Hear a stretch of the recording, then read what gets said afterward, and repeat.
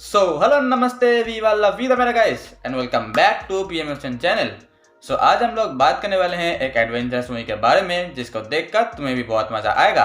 And इस movie का नाम है in the heart of the sea, जिसके बारे में एक नोवेल भी लिखी गई है एक मशहूर राइटर नेथानियल फिल्ब्रिक के द्वारा। And trust me, if you are a adventurous movie lover then you are gonna love the movie. चलो देर किस बात की, फोन को लेकर किसी एक जगह पे बैठ जाओ और वीडियो को स्टार्ट करते हैं एक छोटे से इंट्रो के साथ।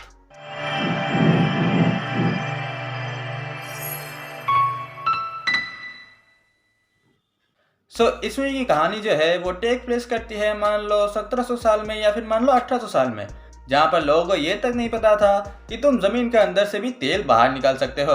और यही सेम काम है हमारे मेन लीड कैरेक्टर्स का। असल में यहाँ पर कुछ ऐसे कैरेक्टर्स है जिनको कहा जाता है शिपमैन, और इनका काम है समुद्र के व्हेल मछलियों का शिकार करना और उनके अंदर से तेल को बाहर निकालना। आओ एक एक करके इन सारे कैरेक्टर्स को जान लेते हैं। सबसे पहले आते हैं हमारे कैप्टन पोलार्ड, उसके बाद आते हैं फर्स्ट मेट ओवेन चेज, उसके बाद आते हैं सेकंड मेट मैथ्यू जॉय, उसके बाद आता है एक जूनियर बॉय थॉमस निकलसन जिसने अभी अभी इस काम को ज्वाइन किया है। असल में थॉमस निकलसन ही फ्यूचर में जाकर के एक नोबेल राइटर को ये सारी कहानी बता रहे हैं जो कि इन सब के बारे में लिखेंगे। खैर back to the story line. इसके बाद हमने ये देखा कि ये लोग अपनी शिप में बैठकर समुद्र की ओर बढ़ गए ताकि वो लोग व्हेल मछलियों का शिकार करके उनके अंदर से तेल बाहर निकाल सके।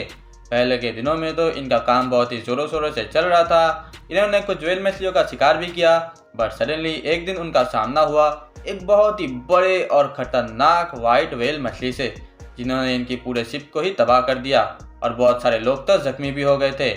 वो लोग कुछ छोटे छोटे नाव की मदद से सर्वाइव तो कर गए, बट उनके पास अब ना ही तो पर्याप्त खाना था और ना ही पानी, और जैसे जैसे दिन गुजरते गए उनकी हालत बद से भी बदतर होती गई। बट एक दिन उनको एक छोटा सा आइलैंड दिखा जहाँ पर उन्होंने अपनी बोट की मरम्मत की, और उन्होंने वहाँ पर कई और लोगों के कंकालों को भी देखा जो कि इसी आस में मर गए कि एक दिन एक बड़ा सा शिप आएगा और उनकी रक्षा करेगा। बट ऐसा कभी हुआ ही नहीं, तो इन्होंने भी अब ये डिसीजन लिया कि हम भी यहाँ पर ज़्यादा देर तक नहीं रुकेंगे। But at the same time कुछ लोग वहाँ पर इस बात से डिसएग्री भी करते थे, क्योंकि जैसे कि मैंने तुमको पहले ही बताया कि वहाँ पर कुछ लोग ऐसे भी थे जो कि जख्मी हो गए थे, और हमारे सेकंड मैन मैथ्यू जॉय की हालत तो मानो अधमरी सी हो गई थी। तो अब वहाँ पर कुछ लोग स्टे कर गए और बाकी लोग अपने अपने घर के रास्ते निकल गए।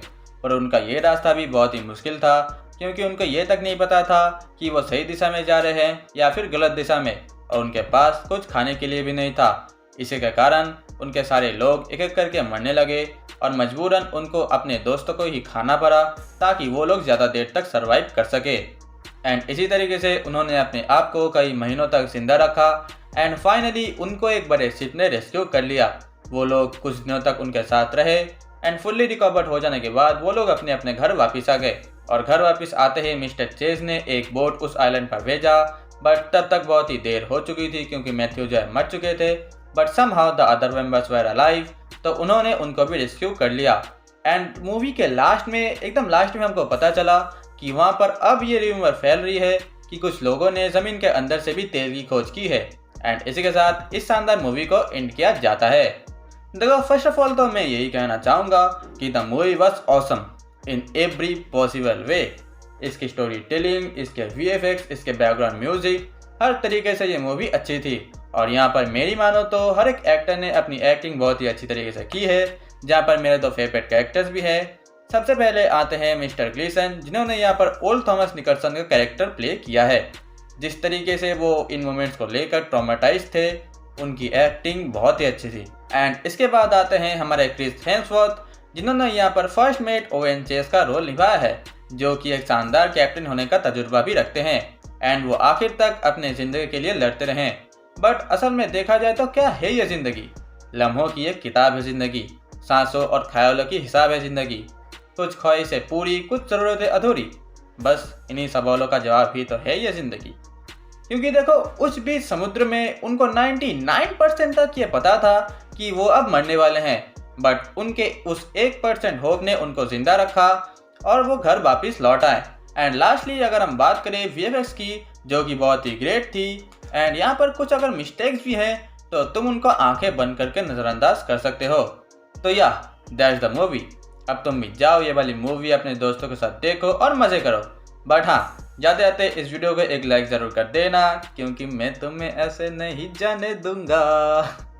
खैर, इसके बाद अगर तुम्हारे कुछ थॉट्स हैं तो तुम मुझे अपने कमेंट्स में ज़रूर बताना। एंड अगर इस चैनल पर तुम नए हो तो अपनी पूरी पावर्स की मदद से इस चैनल को सब्सक्राइब कर दो। अब मैं चलता हूँ, मैं तुमसे फिर मिलूंगा किसी नए वीडियो किसी नए टॉपिक के साथ। तब तक के लिए अलविदा।